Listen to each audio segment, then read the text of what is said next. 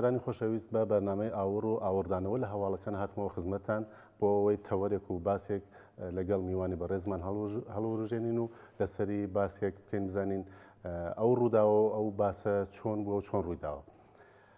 هەروە کەزانن ئێستا لەم ڕۆژانە لە ساڵۆگەڕی شەڕی هەشت ساڵەی نێوان ئێران و عێراق یان دوو دەسەڵاتی کۆماری ئیسلامی و ڕژیمی باسین. بۆیە حەزمان کرد تۆزێک لەسەر ئەم بابەتە باس بکەین. ئەگەر تۆزێک لە سایتەکان و لە ڕاگەیاندنەکان چاوێک بخشن بەسەر ئەم بابەتەدا بڕێک زانیاری دەستی ئێوەی ئازیزەکەوێ وەکو ئەوەی کە لەوانەیە لە تەلەڤیزیۆنەکان لە کاتی خۆیدا باسی نەکرابێ لە لایەن کۆماری ئیسلامیەوە وەکو ئەوەی کە مەسەڵەن بۆ وێنە باسیەوەکەن ئاسەوار و خەساری شەڕی هەشت ساڵەی نێوان ئێران و عێراق نزیکەی 10 تریلیۆن مەزندە کراوە بۆ کە بەسەر کۆماری ئیسلامی یان بەسەر خەڵکی ئێرانە بە تایبەتی کەوتووە یان لە شوێنێکە باسیەوە کرێت 2888 ڕۆژ ئەم شەڕە درێژەی خایاندووە و هەموو هەزینەکەشی وەسەر ئەستۆی ئێران یان خەڵکی ئێران کەوتووە. باسیەوە کرێت کە دووەمین شەڕە لە سەدەی 20دا یان ئاماژە بەوە کرێت کە لە دەستپێکی ئەو شەڕەدا ئێران ڕاستەوخۆ 3 تریلیۆن و 810 میلیارد ریال هەزینەی وەستۆ کەوتووە ئەوە وەکو ئەگەر بە ریال حسابیکن. لە شوێنێکە باسیەوە کرێت کە بە بەراوردکردنی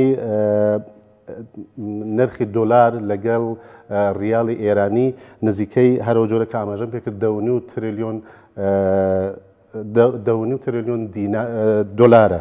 لە شوێنێکە باسیەوە کرێت بە قسەی رادیۆ دەنگی ئابووری کە باسی کردو لە ئێرانە باسیەوە کە لە ساڵی 1359 هەتاوی هەتا ساڵی 1389 هەتاوی ئەگەر هەموو داهاتی نەوتی ئێران کۆ بکرایەوە بۆ ئەوەی خەساری ئێران جوبران کرێ هێشتا بەشی ئەوەی نەکردووە کە خەسارەکانی ئێران جوبران بکرێت. لە شوێنێکی ترە باسیەوە کرێت کە ئەڵێن بەپێی ئامارەکان 161 میلیارد دلار خەساری تەنیا بە مەوادی خۆراکی و کەرەستە و بڕێک شتی وەکو ئەوانە کەوتو ئەگەر باسی بەشی جەنگەبزار و تەقەمەنی ئەوانە نەکەین. یان باسیەوە کرێت نزیکەی 233,000 کەس و تۆزە زیاتریش کەس لە ئێرانە کوژراون لە شەڕی هەشت ساڵەی ئێران و عێراق کە 155,000 کەسیان تەنیا سەربازی عادی بوون و کادر نەبوون لە ڕیزەکانی ئەرتش و سوپای ئێراندا. یان ئەگەر بە جۆرێکی تر سەیری بکەین ئامارەکان باس لە 230,000 کەس ئەکەن کە کەمەندان بوون. ئەمانە هەمووی ئەوانن کە ڕاستەوخۆ لە نێو شەڕی ئێران و عێراقا بوو. ئەگەر ئەمانە بنێنە تەنیشتێک و بڕێک وردەکاری زیاتر باسی بکەین لەگەڵ میوانی بەڕێزمان کاک ئەنوەری محەممەدی کە لە خزمەتیام بڕێک لەم باسانە تۆزێک زیاتر شیەکەینەوە بزانین ئەم شەڕە چۆن بووە چۆن دەسی پێ کردو و بەرهەمەکانی بۆ خەڵکی ئێران چی بووە و لە ئاخریش و ئاماژێک بۆکەین بزانین چه داهاتێکی بۆ خەڵکی کوردستان بۆ بەتایبەت ئەگەر لە هەردوو لایشەوە حسابیکەن هەم ئێران و هەم عێراق. کاک ئەنوەر بەخێربی. سپاس و سڵاو بۆ بینەرانی ڕۆژهەڵاتی. کاک ئەنوەر ئێران هەموو ساڵێک کۆماری ئیسلامی لە سیویەکی شەهریوەرەوە بۆ ماوەی یەک هەفتە بڕێک ڕێو ڕسم بەڕێوە بن و هەموو کاتیش باسیەوەکەن کە ئەم شەڕە شەڕێکی پیرۆز بووە و بە ناوی جەنگی مقەدەس ناوێ بن یان دفاعی مقەدەس. لەکوێی دنیا ئایا شەڕ بە شتێکی مقەدەس و پیرۆز باسەکرێ؟ بەڵێ بێگومان کۆماری ئیسلامی سەبارەت بە شەڕی هەشت ساڵەی ئێران و عێراق ئەگەر دەدوێ و پێی دەڵێ مقەدەسە نابێ بە جۆرێکی دیکە ئێمەمانان ڕخنیان لێ بگرین کە بۆ وا دەڵێن بۆ نابێ ئێمەمانان ڕخنیان لێ بۆدان چونکە ئەو شەڕە بەڕاستی بۆ دام و دەستگا و دەسەڵاتدارانی کۆماری ئیسلامی مقەدەسە بەو معنایەی بوو بەهۆی تەسبیتی جمهوری ئیسلامی و دەسەڵاتی ئەوان بەڵام بە دیوەکەی دیکەدا بوو بە شەڕ و نەهامەتی و ماڵوێرانی و داغداری سەدان هەزار بنەماڵە لە کۆمەڵگای ئێران بەگشتی بۆیە بۆ ئەوان مقەدەسە.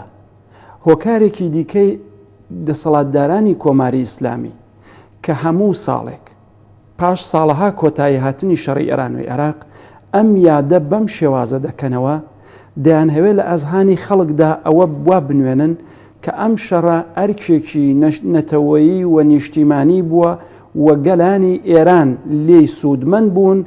ئەمە لایەکی دیکە کارێ بکەن کە خەڵک لە بری ئەوەی بپرسنەوە ئەرە ئەو شەڕەکرا ئەو ماڵوێرانەی بەسەر ئێمەدا سەپا ئەو بێکاری و دەربەدەری و ئاوارەیە ئەو ئەرقامانەی کە ئێوە لە سەرەتای بەرنامەکەدا باستان کرد کە هەمووی زەرەر و زیان بوو لە کۆمەلگای ئێران بۆ ئەوەی ئەمانیان لە بیر بەرنەوە و یەخیان نەگرن هەوڵی ئەوە دەدەن کە هەموو ساڵێک حوتوویەک دەهۆڵ و زڕناکانیان بۆ دیفاع لەو کردەوە جەنایەتکارانەی خۆیان بخەنە گر لە کۆمەلگای ئێراندا. بێگومان بۆ ئەوان بۆ دەسەڵاتداران مقدس بۆ عیبارەتەی کە ئەوانی بەسەر ئەو ناز و نێعمەتە داخست کە 30 و چەند ساڵە کۆماری ئیسلامی و دەسەڵاتدارانی کۆماری ئیسلامی بەسەر خەڵکی ئێرانیاندا سەپاندووە و خەڵکیان لە هەموو شتێک مەحروم کردووە و کۆمەلگای ئێرانیش تاوانی ئەم دەسەڵاتدارەتیە و ئەم جەنایەتکارانەی ئەوان دەداتەوە. کاکانوە لە بڕێک گرتەی ڤیددیۆیە دەست ئەکەوێت کە کاتی خۆشی لە تەلەڤیزیۆنەکانی کۆماری ئیسلامیدا زۆر بەڵاو بووتەوە، بەڵام لەوانەیە ئێستا بە جۆرێک پیشانی خەڵکی نەدەن. بەڵام لەوێ ئایەتوڵا خۆمەینی ڕێبەری کۆماری ئیسلامی یان شۆڕشی ئەو کاتی ئیسلامی ئێران ئاماژە بەوە کات کە خەڵکی عێراق نابێت لەمە زیاتر تەحملی سەدام حوسێن بکەن وەکو گەورە و ڕێبەری وڵاتەکەی خۆیان و ئەبێ بە جۆرێک وەکو شای ئێران ڕاوی بنێن. هەر بەو جۆرەش کە ئێوە خۆتان خەڵکی ناوچە سنووریەکانی ئەو سنوورە دەستکردەی نێوان ئێران و عێراقن و لەوانەیە کاتی خۆی جموجۆڵەکان هەستان پێکرد بێ. ئایا تا چەنە ڕاستە لەوانەیە لەلایەن کۆماری ئیسلامی ئەو شەڕەکە دەستی پێکرد بێ؟ خۆی لە ڕاستە دەستپێکردنی شەڕەکە کێ لە سەرەتادا ڕەنگە دەستی پێکرێ زۆر گرنگ نەبێ، ناڵێم گرنگی خۆی نییە، بەڵام هۆکاری سەرهەڵدانی ئەو شەڕا پێم وابێ ئێمە شیکەینەوە باشترە تا ئەوەی کە ئێستا بچین لەسەر ئەوەی کێ یەکەم گول لە تۆپی تەقان ویان کێ یەکەم تیارەی نرد ویان کێ دەست پێشخەری شەڕ بوو. ئەوانە زۆر ڕەنگە لە مەسەلەکە نەگۆڕێ کە دیارە کاریگەری خۆی و تەسیری خۆشی هەیە بە پێ و بەراوردانەی کە دەکرێن دەڵێن عێراق دەست پێشخەری شەڕ بوو، ئێران دەڵێ عێراق بۆ عێراق دەڵێ ئێران بووە و بەڵام هۆکاری شەڕەکان دەگەڕێتەوە بۆ چەندین شت بە بڕوای من. یەکێک لەوانە پاوانخوازی سیاسی و نظامی هەردوو دەسەڵاتدار بوو لە ئێران و عێراق، کێشەی سنووری نێوان ئێران و عێراق کە بۆ ساڵەها، مەسەلەی جیاوازی مەزهەبی و هاتنە سەرکاری دەسەڵاتێکی ئاینی کە لە هەمان کادا تەنیا جملەیە لە قسەکانی خومینی کە لە 22 ڕەبەندانی 58 داکردی پێش شەڕی ئێران و عێراق کە دەڵێ ئێمە شۆڕشەکەمان بۆ تەواوی دنیا هەناردە دەکەین، لە حاڵێکدا وڵاتێکی وەک عێراق کە بۆ خۆی زۆربەی زۆری شیعە مەزهەبە بمانێ و نەمانوێ ئەمە بۆ خۆی نەگرانیەکی لای دەسەڵاتدارانی عێراق ساز کرد بوو. مەسەلەی کێشەی ئەروەند ڕوود کە کاتی خۆی لە شەتول العەرەب ئەمە کێشەیەکی نێوان دەوڵەتی عێراق و حکوومەتی ئێران بووە و لە هەمان کاتیشدا سەدام حوسێن پاش جەمال عەبدولناسر پێی وابوو ئەو یەکێک لە ڕێبەرانی دنیای عەرەبە و دەتوانێت کاریگەری خۆی هەبێ و دەیهەویست ئەم ململانیە بە شێوازێکی دیکە یا با بڵێم بۆ سەپاندنی خۆی و هەژمونی خۆی لە ناوچەکە ئەمەش لە خولیای سەدام حوسێن و حیزبی بەعزدا هەبوو. بمانێ و نەمانێ ئەمانە کۆمەڵێک هۆکار بوون کە شەڕ لە نێوان عێراق و ئێراندا سەر هەڵبداوە ساز بێ. دەور و کاریگەری دەوڵەتانی زلهێزیش ناتوانانی لە بەرچاو نەگری لەم ڕاستایەدا. نگرانی هەیە کە ئەوان بوویان ئەم ناوچەیە بەرژەوەندی بەربڵاوی ئەوانیشی تێدایە. کۆی ئەوانە هۆکار بوون بۆ ئەوەی کە ئەم شەڕە ماڵوێرانکەرە لە نێوان ئێران و عێراقدا ڕوو بدا و دەبینی وەگێ و ئاماژەتان پێکرد لەم سەدەی ڕابردووەدا ئێمە دەتوانین بڵێن پاش شەڕی ڤێتنام ئەوە درێژترین شەڕ بۆ لەم ناوچەیە کراوە و یا لە دنیادا کراوە کە ئەوەندە تووری کێشاو. ئێمە چاولێکە لە سازمانی ملل 8 قەتعنامە سادر دەکات لە توولی 8 ساڵ شەڕی ئێران و عێراقدا، بەڵام جمهوری ئیسلامی 7یان ڕەت دەکاتەوە. تەنیا یەک دانیان کە شکستی واقعی وەک خۆمەینی خۆیوتی جامی زاهرەکەی پێنۆشی ئەویان قبول دەکات. باڵا هەر لێرە ئەو قسەیەکەوە ئاماژەتان پێکرد لەکوێ چون لە هەموو کاتێکە ئێران باسیەوە کە کۆماری ئیسلامی ئەڵێ ئێمە سەرکەوتوو بووین لەو شەڕەدا. ئایا جامی زەهر خواردن کوێ سەرکەوتووانەیە؟ کۆماری ئیسلامی نەک بۆ شەڕی 8 ساڵی ئێران و عێراق، بۆ هەموو شتێک خۆی پێ سەرکەوتو. ئێستا لەسەر مەسەلەی ئەتۆم لە بەرابەر دنیای غەربدا ئەو خۆی پێسەرکەوت و باز دەکا. ئەمە بە کۆمەلگا و بە دنیای دەرەوە دەڵێ، بەڵام خۆ خەڵک چاوی نەبەستراوە و گوێشی نەئاخنراوە، هەم چاوی هەیە دەبینڕێ هەم گوێشی هەیە دەبیستێت. بۆیە ئەم نوع تەبلیغاتەی کۆماری ئیسلامی لە کۆمەلگای ئێران بە بڕوای من و لە دنیای دەرەوەش خەریدارێکی نییە. بۆ سەرکەوتوو بوون ئەو هەموو کوشت و کوشت ئەو هەموو خەڵکەی لە کۆمەلگای ئێران نمونەیەکی زۆر سادە نییە، بەڵام نمونەیەک لە کۆی ئەو ژمارە خەڵکەی کە لە کۆمەلگای ئێراندا لە شەڕی ئێران و عێراقدا بوونە قوربانی بە قسەی خودی بەرپرسانی ڕژیم 33,000 دانش ئامۆزی تێدا بوو کە بریتە لەو کەسانەی سەرەتایی دەرسی سەرەتایی دەخوێن.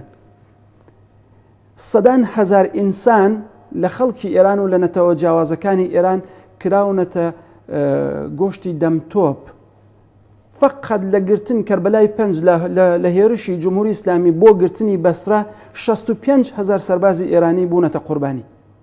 بەڵام پێم بڵێ چەند لە خاکی عێراق بەدەست ڕژیمی جمهوری ئیسلامی ومایەوە. لەو شەڕەدا ئەگەر ئێران فاوی گرتووە عێراقیش خوڕەمشاری گرتووە مەسەڵەن بۆ نمونە. لەم شەڕەدا بە بڕوای من ڕەنگە دەسەڵاتداران وەک نظامەکە بۆ خۆی قازانجان کردوێ، بەڵام ئەوەی کە زەرەری کرد کۆمەڵانی خەڵک بوون هەم لە ئێران و هەم لە عێراق و بە تایبەتی لە ڕاستیدا لە ئێران زەرەرەکە زۆر زیاتر بوو، بەربڵاوتر بوو بمانەوە نەمانەوێ و کوشتارەکان زیاتر بوو و لە شەڕی ئێران و عێراقدا بەهۆی ئەوە کە عێراق ئەرتەشی عێراق کە ڕابردوویەکی هەبوو لە شەڕدا و ئێران جمهوری ئیسلامی بمانەوە نەمانەوێت لەم شەڕەدا عێراق دەستی باڵاتری بوو تا ڕادەیەکی زیاتر و بەگشتی ئەگەر بێن هەڵی سەنگێنین لەو شەڕەدا لە ڕاستیدا خەڵک لە هەردوو لا زەرەریان کرد. قازانجێکی بۆ جمهوری ئیسلامی تێدا بوو ئەوش ئەوە بوو وەک نظام مەبەستمە کە جمهوری ئیسلامی پێ تەسبیت بوو. یەکێک لە هۆکارەکانی تەسبیت بوونی جمهوری ئیسلامی دەتوانی بە شەڕی ئێران و عێراق بە حسابێنی من پێم وایە و بۆیەش کۆماری ئیسلامی زۆریان دڵ بەو شەڕە 8 ساڵە خۆشە، زۆریان دڵ بەو خەڵکە بە کوژدانە خۆش بوو و زۆریان دڵ بەو زەرە لێدانە لە کۆمەلگای ئێران لە ڕووی سیاسی ئابووری کۆمەڵایەتی فەرەنگیەوە خۆش و ئەوان لە ڕاستیدا خۆشگوزارانی خەڵکیان ناوێ، خۆشگوزەرانی و ئیمکاناتی خۆیانیان دەوێت. بۆیش بەوە شاگەشکە بوون کە ئێستاش تەپڵی سەرکەوتن لێدەن لە عینی حاڵدا ڕێبەرەکان بۆ خۆی دەڵێ ئەمن جامی ژەهر دەنۆشم کە ئەو قەتنامەیە قبول دەکەم. ئەگەر ڕێبەرەکە دوای وت سەرکەوتنی جمهوری ئیسلامی لەو شەڕەدا لەکوێدایە؟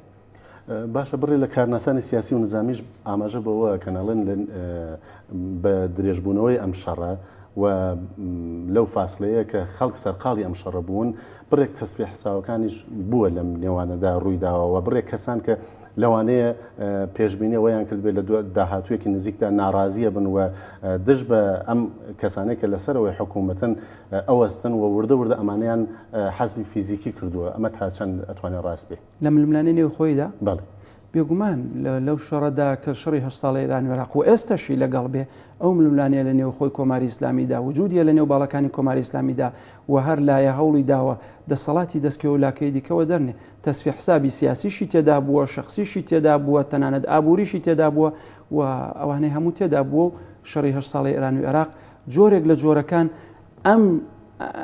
ئەم دەورەشی لە نێوخۆی دەسەڵاتی کۆماری ئیسلامیدا بۆ کۆماری ئیسلامی لە نێوخۆی خۆیدا بووە.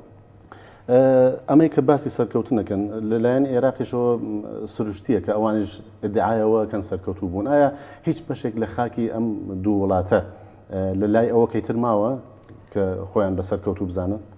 نەخێر، هیچ کام لە وڵاتەکان نە عێراق توانی بۆ درێژماوە بەشێک لە خاکی ئێرانی بەدەستەوە بێوە نە ئێرانیش توانی بۆ درێژماوە لە جێگایەک بمێنێتەوە. پاش پەسەندکردنی قبولکردنی قەتنامەی 598 ئەگەر هەڵانەکەم ژمارەکەی لەلایەن ئێرانەوە وردە وردە ئەمە کۆتایی پێهادیتر سنوورەکان گەڕانەوە بۆ جێگای خۆیان و هیچ کەس لە خاکی ئەوەی دیکەدا نەما و دەستکرا بە گواستنەوە و ئاڵوگۆڕکردنی ئەسیرەکان و جەنازەی ئەسیر و کوژراوەکانیان ئاڵوگۆڕ کردووانە. بۆیە هیچ کام لە ئێستا خاکی وڵاتێکی دیکەی بەدەستەوە نییە بڵێ بە شێوازی داگیرکراوی بەدەستیەوە مابی.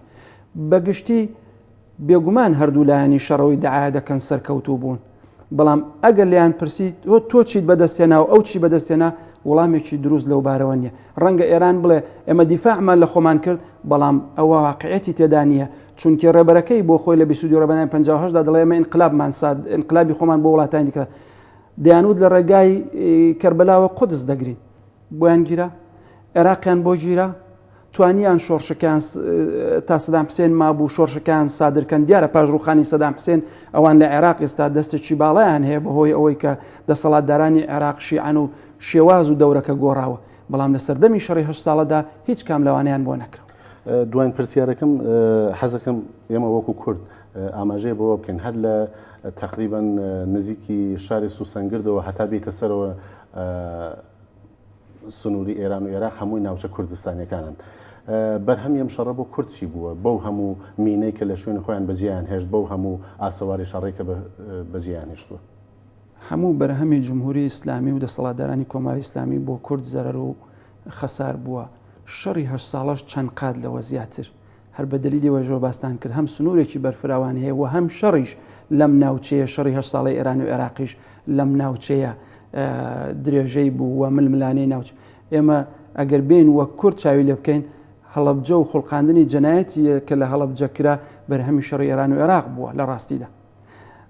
بۆمبارانی شیمیایی سەردەشت کرماشان و شارەکانی دیکەی باقی شارەکانی دیکەی کوردستانی ئێران و کوردستانی عێراق کورد لە شەڕی 8 ساڵەی ئێران و عێراقدا نەک هیچ قازانجێکی نەکرد بەڵکو زەرەری کردووە لە هەموو ڕوویەکەوە.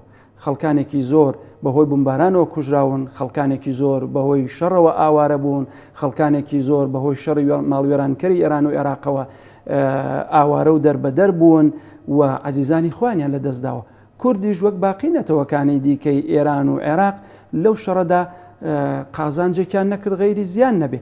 لەو بینەدا بە لە بیرمان نەچێ من یەکشت بڵێم ئێمە وەک کۆمەڵە لە سەردەمی شەڕی ئێران و عێراقدا و دەستپێکردنی شەڕی عێراق خۆشبەختانە کۆمەڵە لە سەرەتاکەیەوە ئەو شەڕی وەک شەڕێکی کۆنەپەرستانە محکوم کردووە و وەک شەڕێک کە لە بەرژەوەندی دەسەڵاتدارانەوە لە بەرژەوەندی خەڵکی فەقیرۆژار و گەلانی ناوچەکە و گەلانی ئێران و عێراق نییە محکوم کردووە و ئێمە هەر لەو کاتیشەوە سیاسەتی ڕۆشنمان لە بەرابەر ئەم شەڕە پاوانخوازیەی هەردوولادا بووەوە پێمان وە بووە لە بەرژەوەندی خەڵکدا نییە بەڵکو لە بەرژەوەندی دەسەڵاتداران و بەرژەوەندی خۆیاندای.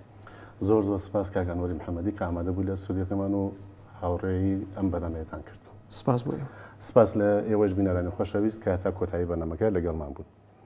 هەتا ئاوردانەوە لە هەواڵێکی دیکە و چوارشەمەی داهاتوو کە دێمەوە خزمەتتان ماڵەوە.